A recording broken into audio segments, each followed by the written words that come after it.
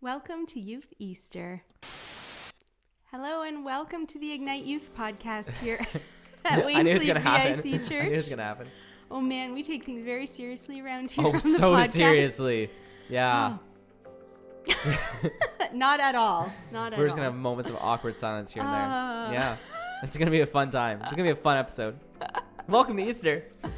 We love Easter. Actually, this will be released on Good Friday, so It will. happy Good Friday. I Yeah. struggle with saying Good Friday.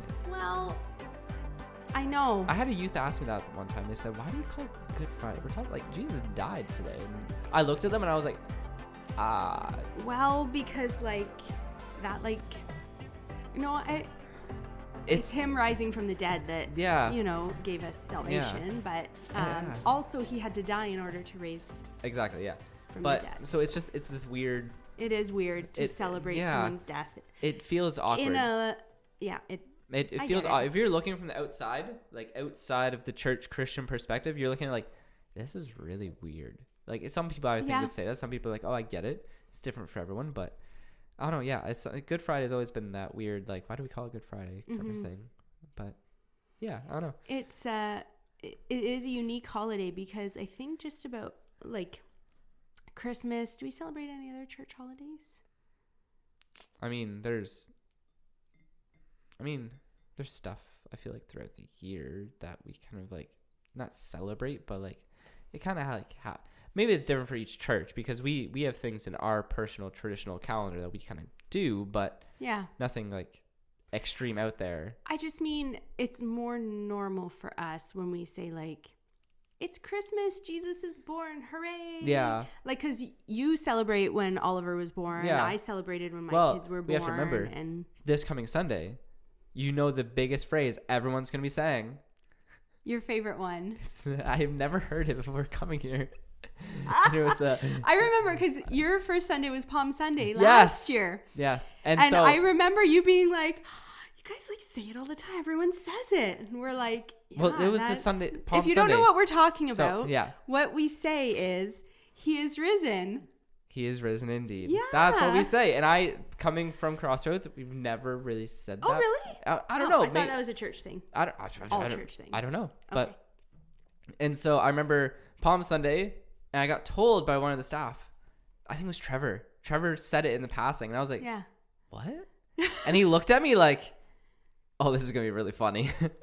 And so I remember on the Sunday, like Easter Sunday, kind of someone walked in. I was greeting. That's what it was. I was greeting. Yeah. And somebody, I think it was Al and Sharon Ski walked in. Oh. And they said, he is risen. And I was like, No, but that wouldn't be Palm Sunday. That would be Easter Sunday. no, but I had Palm Sunday and Trevor said it in passing through the week. Oh, I see. I get it. And then on Easter Sunday, Al and Sharon Ski walked in and they said, he is risen. And I said, yes, he is. Because I didn't know what to do. Pastor West, correct. And I think Correct. Sharon looked at me like, huh? And Trevor was there. I'm pretty sure he was laughing at me. But funny. Oh yeah, I remember that. And now this like my second Easter time around. Have I been around for 2? Yeah, I've been around for 2 Easters. But This is your third Easter? No. this is my third Easter. No, it's not. Yep. What? So we had Okay, Easter when I first continue. came, which is like my second week of work. Yep. Last year we did Station of the Cross last year with the youth group and Easter as well. Oh, And this year, yeah. because technically I've only been here for 2 years, but 3 Easters because of the time I started. Okay. I get Yeah. it. I'm with you. Yeah. Okay. So yeah, this episode is called Welcome to Youth Easter. Is that what we called it? My brain's so I said what scattered you told today. me to. Yeah. Let us know if I got that one right. But we want to give insight into kind of how Easter kind of went at our senior highs because we record this on Wednesday, comes out on Friday. And so we want to give an insight. How did senior high youth go? Because we did Stations of the Cross, and if you don't know what Stations of the Cross are, it's kind of like storytelling. It's going through the story of Easter. It's going through Jesus's, in the garden and him being arrested, the torturing and flogging that he received to carrying the cross, crucifixion, and then him rising again. So it goes through all of that, and they're set up in individual stations. And so me and the leaders, we kind of transformed the alcove. If you know where the alcove is around the gym, we kind of transformed it into the Stations of the Cross, you know, put like mood lighting and walls up and like everything to kind of change like, it. if you're unfamiliar with this concept, it's like sort of like an immersive experience. Yeah, very it's an immersive, tactile. Like there are a lot of things that you can explore. It's very hands-on. It's very cool. Very cool thing. Yeah. I really enjoy it because we live so many years after this has taken place, obviously. And so to actually look back on it, a lot of people are saying like, how do we actually make this real? How do we actually like know that this is true? And one of those things is those hands-on experience. Also, I'm sorry if I sound really nasally. I have a bit of sinus congestion, so sorry for your ears. But yeah, and so it's a really hands-on experience. Like you feel like actual physical nails that would have been similar to ones that they would have used on Jesus. You feel the actual cross, the wood, like the splintering that you would have felt. How heavy it is. You can feel like a crown of thorns. And we talked through the emotional side of actually what it would have been like for Jesus to actually feel what he would have been feeling. Like there's a huge heavy emotional component which we don't always focus on. You know, and I have been thinking on that this year too, how about the emotional side. I read a novel in our women's book club called Iscariot, and it was written from the perspective of Judas Iscariot. Right, yeah. And just about how, like, literally all of his disciples abandoned him. They were like, I'm out. And they left him alone to go through this, like, terrible time. He's completely alone through this. And, like, you know, I think sometimes when you go through a hard time, it's like you've got your people around. Like, you've got people to call on. And the people that Jesus would have called on were like, sorry, I'm out of here. Yeah, no, absolutely. Like we go through hard things in our lives today, and then to imagine us going through any of the things that we go through that are hard, but doing it alone, like that, it sounds awful. And I know we live in a spot where I would say Wainfleet, we have this strong connection with community. Yep. But to imagine ourselves going through things alone, like without that community, it's like, whoa, I can't imagine doing that. And so for Jesus to actually be completely abandoned it's crazy. And we're going to walk through kind of like what each station kind of was about, and just kind of say how our night kind of went for our senior highs, because it's important to give it insight for people and just kind of dive in a little deeper. So when we started the night, we had the room set up, we had everything set up, we started the night. So we had actually our worship kind of group just kind of come up, which was of a few students, and they actually played the song Lead Me to the Cross. That was the song we kicked off with. That one. More slower, kind of set the tone for it. We split them into 3 different groups. We try to keep people together who know each other, just because you have that more personal connection with those people to be able to go through this.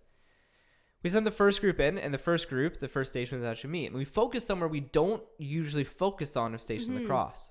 So we actually focus on Jesus' baptism. Oh, yeah. Most people, when I told some other people, they like, oh, that's an interesting way to start. And I wanted to start at Jesus' baptism because I wanted to show the relationship between God the Father and Jesus. Because a lot of the times I've had conversations with people which, when it comes to Easter, they say, why would, a loving father send his son to go through this? Why would he's not a good father. Like people have called me out and said, he's not a good father if he's sending his son to die. And I said, okay, so this is where I wanted to start with the youth. I wanted to show the relationship, just how meaningful it actually is between God the Father and Jesus. And, we'd read through Jesus' baptism, how as soon as Jesus came up out of the water, the heavens opened, light from heaven kind of lit on him, and it was like a dove soaring down, and you hear the voice of God saying, this is my son who I am well pleased with, in whom I love. Like you hear that, and that's where we kind of stopped with Jesus' baptism. And I said, the reason I wanted to start with this, because I wanted to show that God the Father has this amazing, compassionate love. It is a love that is never ending. It's a love that is constantly battling, constantly there for us.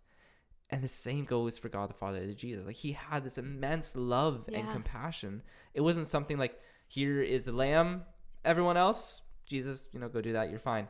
But no, he had this super, super deep love that he cared and was there for Jesus throughout all that he is going through. And one of the things I said to the youth was, I've never fully, I think you'll relate to this, I've never fully taken in Easter in such a way since becoming a father.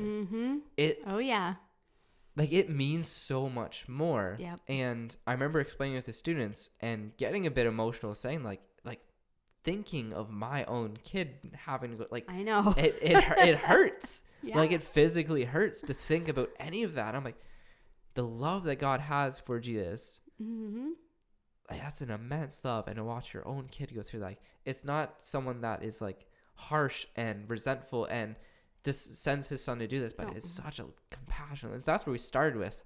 And then we sent them on to Brock. Brock is one of our leaders, great leader. He was covering Jesus in the garden. Yep. And so when Jesus is in the garden with his disciples, he goes off by himself for prayer, and he has this conversation with God. Yeah. He says, there's a really important line. Are you going to say it? If you want me to. Which line are you thinking it is? That if it is possible, take this cup from me, but also your will be done. Yes. Yeah. And that's a super important line. Yeah. That's a super important line, because a lot of people say, well, why is Jesus asking? Well, because he knows it's going to be terrible. Exactly. He knew what was coming. And so, so Brock walked through our students of how Jesus knew the pain. He knew that he was going to be alone through this. He knew what was coming. Did you know that, maybe you knew this, crucifixion, it's got the same root word or the same as excruciating. That's where excruciating came from. Yeah. Because to be crucified was a horrible death. One of the worst deaths possible in ancient times that they could think of, because they were really good at finding good ways to do that. Yeah. But so Brock walked through with her students, the pain and the alone feeling that he would have been dealing with, like the anxiousness. Like, we have to remember, Jesus, 100% God, also 100% human. Yeah. Like, we sing in songs that he was tried and tempted. Like, he would have felt anxious. He would have felt those things. Not that saying that he didn't want to go and do it. He knew what was coming. He knew that this was needed to be done. And that's what that last part of obeying God, of saying, not my will, but yours, Father. Like, that's the super important part. And so we walked through, Brock kind of related it to the students of saying how, if you know when something's coming and you have that worry, that gut wrenching feeling for it of like, I really don't want to have to go and do this. But I know it's coming. And our students could relate to that. I'd be like, okay, like, I've experienced that. But when you put it into the terms of death, our students were like, whoa, this is a lot more intense than I thought it was going to be. So Brock sent them on to the third station. And we're just going to do the one walkthrough. We're not going to do, because we had 3 groups. We're not going to be like, and then this group to experience this. But this third station was Sarah Shirk. Yep. She led our students through being arrested and abandoned, which, we're talking about how Jesus knows what's coming, talking about how he's going to be alone, all this. But Sarah walks our students through the pain of that, kind of the pain of Jesus being taken away, Jesus actually being betrayed, being, abandoned by every single one of these people who he cares and he loves for, that, you want this support. You don't want to be here alone. No one wants to be alone. No. And so Sarah does a really good job of making it real, of being able to show that there was pain in this moment as well. Because a lot of times I find when we read scripture, we're like, oh, Jesus has been, he was arrested and alone. We don't point to that as much as the pain and the sorrow that would have been involved in that. Yeah. But Sarah painted a really, really well done picture of being like, no, here's what it actually would have felt like. The feelings we would have had. And like the whole point of doing Station of the Cross is to make this real for our students to realize that, oh, this is something that actually happened. Like there's like this has meaning and value. So after Sarah's, you go to Shauna. Shauna was our 4th station, and then hers was, I have to say, not the worst one, but it's one of the hardest ones, which is the flogging and the torturing. Oh yeah. It's not one, like it's really hard to be able to talk about and go through.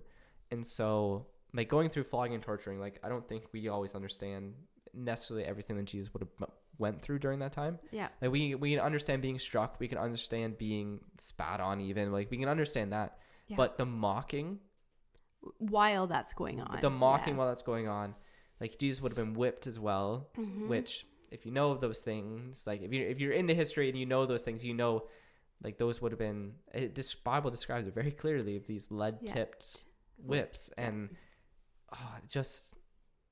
it's something like we read and we're like, oh my god, like yeah, and so Shauna's kind of went through that, and you could see the students, like, so I'm in the first station, so I can see their station going to Brog, and I can see the students being like, from when they first entered with me, having the smiles on their face, oh, we're gonna do this, like, it's gonna be interesting, it's gonna be cool.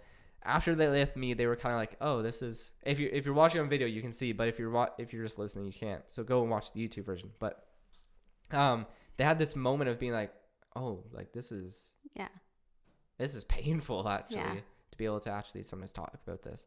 But they went to Derek's, which was cross and crucifixion. So it's actually going about how Jesus carrying the cross and Jesus actually coming to being crucified, and so feeling the nails and feeling what he would actually experience and been through and doing all that. And so it creates this kind of atmosphere and this kind of moment of being like, you kind of realize that all of this coming together and being like, wow, Derek hit home very well why this is important, why this actually is. After each group kind of went through, we actually came back into room 108 all together, kind of our main room for youth, and we went over station 6, which is how Jesus has risen.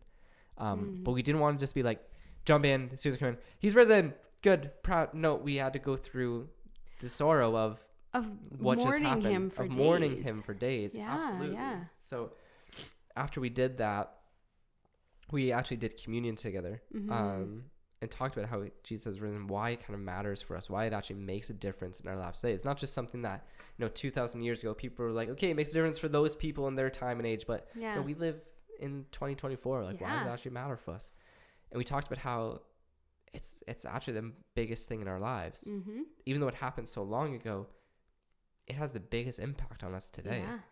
And I think the students really picked in and realized that after going through this, being like, oh, this is really serious, and this is really actually difficult to sit and to actually feel.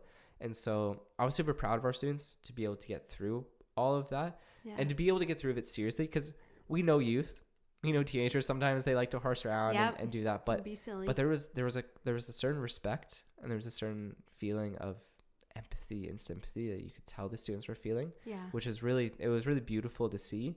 But yeah, we finished the night, just like the last, like, probably half hour. We usually finish at 9:00. We started worship probably at 8:40 again. And so from 8:40, the students didn't want to leave at 9. So it was about 9:15.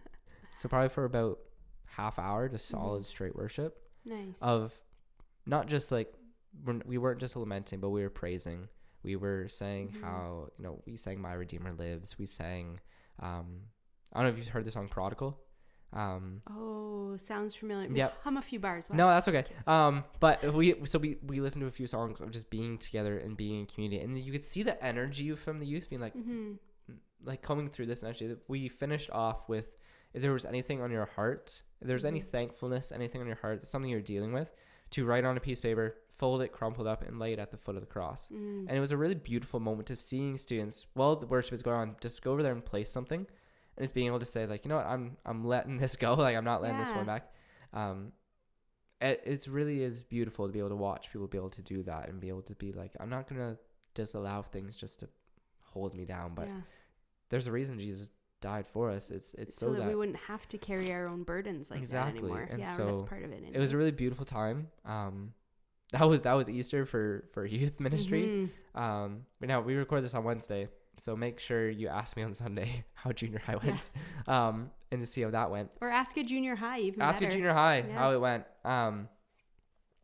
Not all the guys, they're a little, they'll tell you some things, but yeah, it was a really wonderful time. That's okay. And you know what? Just like you were saying how the emotional part stood out for you, and I was saying the same thing. Maybe it's because of our talk about don't miss the Messiah, or just maybe what is going on in our lives otherwise, but it's interesting how we do read the same story every year, but something else just jumps out at you. Something jumps out. It doesn't lose its meaning. And that's something that's really important. In fact, I would say it gets more meaningful every I think so. year. Absolutely, I think so. Yeah, the deeper you, or the longer you steep in it. Yeah, I think so. Absolutely. So yeah, that was our Easter. That was our youth Easter, which I know it may sound like you may be listening to this like, that was intense to actually imagine going through, but it is a really important thing, and it was a really amazing thing to be able to go through. Yeah, just as a community and as a group. But yeah. I'm sure it's something the kids will remember too. I think so. I remember doing Station Lacrosse when I was a youth, and it was something that was super impactful for me. But nice. Yeah. Cool. Yeah. Thank you, Pastor Wes. Of course. I hope you'll join us for Easter services this weekend. Yes, yeah. If you're listening bright and early in the morning, 10 a.m., Good Friday, we'll have a service both on YouTube and in person. We'll celebrate communion during that service as well. Yeah. And then on... Even earlier on Sunday, we have sunrise service. 6:30 a.m. Be there with a nice bonfire. And there's donuts. And donuts. So, Jesus and donuts. What more could you ask for? Just a cup of coffee. Then we're good. There you go. All set. Nothing else needed. And then 10 a.m. worship service as well on Easter Sunday. Yeah. So I hope you'll celebrate Easter with us and have a great weekend. Yeah. Bye. Bye.